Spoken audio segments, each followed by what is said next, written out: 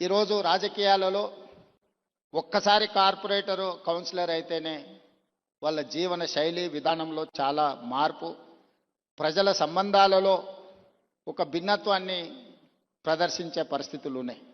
కానీ దత్తాత్రేయ గారిని చూసి నేర్చుకోవాలి. అజాతశత్రువు అనే పదాన్ని మనం పుస్తకాలలోనే చదువుకుంటాం. కానీ బండారు దత్తాత్రేయ గారిని చూసినప్పుడు ఆ పదము 100% వారికి సరిపోతుంది. జాతీయ రాజకీయాలలో అటల్ బిహారీ వాజ్పేయి గారికి ఉన్న గౌరవం రాష్ట్ర స్థాయి రాజకీయాలలో బండారు దత్తాత్రేయ గారికి ఉంది అని చెప్పి మనం ఈరోజు గుర్తు చేసుకోవచ్చు.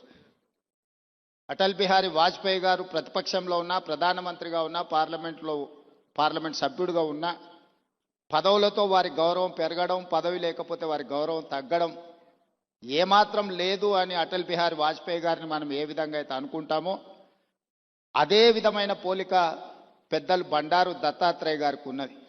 వారు పార్లమెంట్ సభ్యుడిగా ఉన్నా లేకపోయినా, కేంద్ర మంత్రిగా ఉన్నా లేకపోయినా, గవర్నర్గా ఉన్నా లేకపోయినా ఈ తెలంగాణ రాష్ట్రంలో ముఖ్యంగా ఈ జంట నగరాలలో బండారు దత్తాత్రేయ గారిని గౌరవించని రాజకీయ నాయకుడే లేడి, ఏ పార్టీ అయినా అయి ఉండొచ్చు.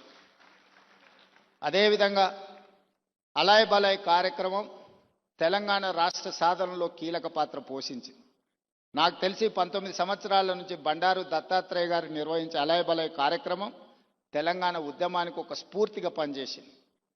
రాజకీయాలలో ఇతర అంశాలలో భిన్నాభిప్రాయాలు ఉండేవాళ్ళు ఒక వేదిక మీదకి ఎప్పుడైనా అరుదుగా కనిపిస్తారంటే అది దత్తాత్రేయ గారు నిర్వహించే అలాయ్ బలాయ్ కార్యక్రమంలో కనిపించేది.